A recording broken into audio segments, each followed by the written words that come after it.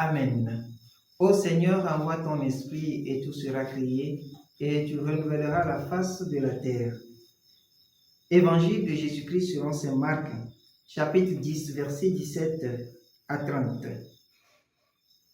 En ce temps-là, Jésus se mettait en route quand un homme accourut et tomba à ses genoux, lui demanda: « Bon maître, que dois-je faire pour avoir la vie éternelle en héritage ?» Jésus lui dit: « Pourquoi dire que je suis bon? Personne n'est bon, sinon Dieu seul. Tu connais les commandements.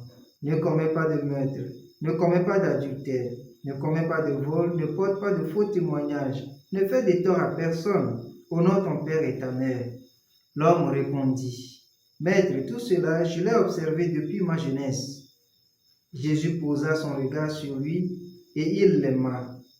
Il lui dit: « Une seule chose te manque. Va, vends ce que tu as et donne-le aux pauvres. Alors tu auras un trésor au ciel.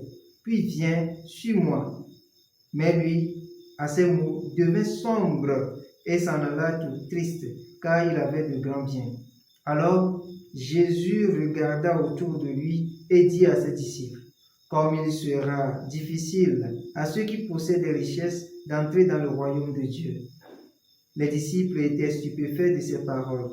Jésus, reprenant la parole, leur dit: « Mes enfants, comme il est difficile d'entrer dans le royaume de Dieu, il est plus facile à un chameau de passer par le trou d'une aiguille qu'à un riche d'entrer dans le royaume de Dieu. » De plus en plus déconcertés, les disciples se demandaient entre eux: « Mais alors, qui peut être sauvé ?» Jésus les regarde et dit: « Pour les hommes, c'est impossible, mais pas pour Dieu, car tout est possible à Dieu. » Pierre se mit à dire à Jésus: « Voici que nous avons tout quitté pour te suivre. » Jésus déclara: « Amen, je vous le dis, nul n'aura quitté à cause de moi et de l'Évangile une maison, des frères, des sœurs, une mère, un père, des enfants ou une terre, sans qu'il reçoive en ce temps déjà le centuple. Maison, frères, sœurs, mère, enfants et terre, avec des persécutions, et dans le monde à venir, la vie éternelle. » Bien-aimés dans le Seigneur, aujourd'hui 13 octobre, nous célébrons le 28e dimanche du temps ordinaire. Et les textes que l'Église nous propose de méditer en ce jour nous invitent à aimer le bien. Détachement du cœur pour une suite du Christ qui porte pour nous le bonheur. Bien-aimés de Dieu, la sagesse du Seigneur dépasse celle des hommes. C'est ce que la première lecture nous propose. Mais il faut rechercher cette sagesse pour l'épouser et épouser le bien, rejeter le mal. Cette sagesse est beauté, elle est lumière dans toute sa clarté et éclaire tout homme. Elle est la lampe qui éclaire nos routes. Bien-aimés dans le Seigneur, cette sagesse donne force, elle donne énergie. Elle est une arme puissante pour lutter contre le mal et s'attacher au bien. C'est ce que nous enseigne l'évangile de ce jour. Quand ce jeune homme vient vers Jésus et lui demande ce qu'il faut faire pour avoir la vie éternelle, Jésus lui demande tout simplement de retourner vers les commandements. La première des choses que nous pouvons retenir, d'abord nous chrétiens de ce jour, il nous est même difficile d'abord de respecter les commandements qui nous sont donnés. L'amour de Dieu sans faille, mais aussi l'amour du prochain.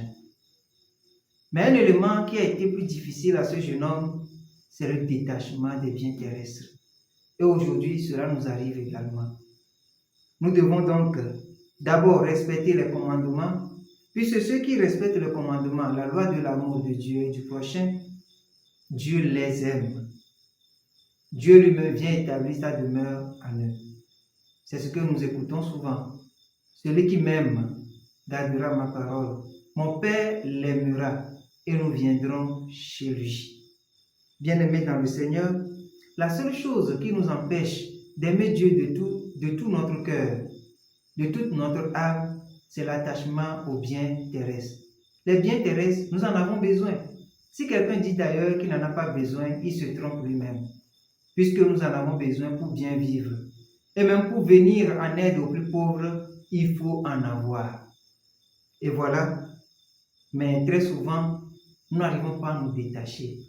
Nous voulons amasser, tellement amasser qu'on trouve des moyens pour écraser les autres. Celui qui se détache du bien, celui-là, même s'il en a, il devient source de bonheur pour les autres. Demandons en ce dimanche la grâce d'un cœur détaché, un cœur toujours ouvert, un cœur qui court jusqu'à la témérité vers le bien, parce que le bien accompli sur terre ne se perd jamais. Et comme le dit si bien un saint que nous aimons beaucoup, Saint Jean Bosco, la vie est trop brève et nous devons faire toujours le bien avant que la mort ne nous surprenne.